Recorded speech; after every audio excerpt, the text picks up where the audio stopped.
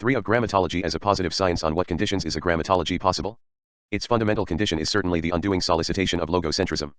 But this condition of possibility turns into a condition of impossibility. In fact, it risks destroying the concept of science as well. Graphematics or grammatography ought no longer to be presented as sciences, their goal should be exorbitant when compared to grammatological knowledge.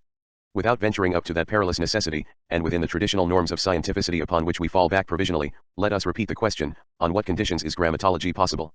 On the condition of knowing what writing is and how the plurivocity of this concept is formed. Where does writing begin? When does writing begin? Where and when does the trace, writing in general, common root of speech and writing, narrow itself down into writing in the colloquial sense? Where and when does one pass from one writing to another, from writing in general to writing in the narrow sense, from the trace to the graphe, from one graphic system to another, and, in the field of a graphic code, from one graphic discourse to another, etc.? Where and how does it begin? A question of origin. But a meditation upon the trace should undoubtedly teach us that there is no origin, that is to say simple origin, that the questions of origin carry with them a metaphysics of presence.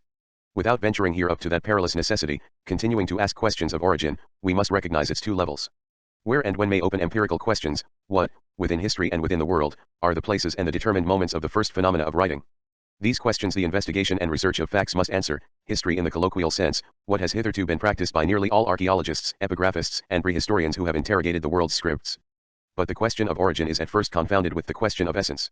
It may just as well be said that it presupposes an onto phenomenological question in the strict sense of that term.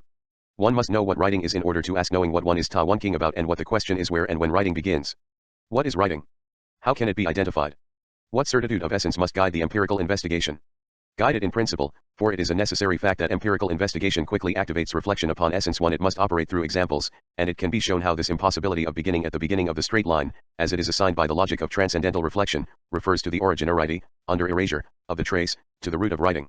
What the thought of the trace has already taught us is that it could not be simply submitted to the onto phenomenological question of essence. The trace is nothing, it is not an entity, it exceeds the question what is, and contingently makes it possible. Here one may no longer trust even the opposition of fact and principle, which, in all its metaphysical, ontological, and transcendental forms, has always functioned within the system of what is. Without venturing up to the perilous necessity 6f the question on the archie question what is, let us take shelter in the field of grammatological knowledge. Writing being thoroughly historical, it is at once natural and surprising that the scientific interest in writing has always taken the form of a history of writing.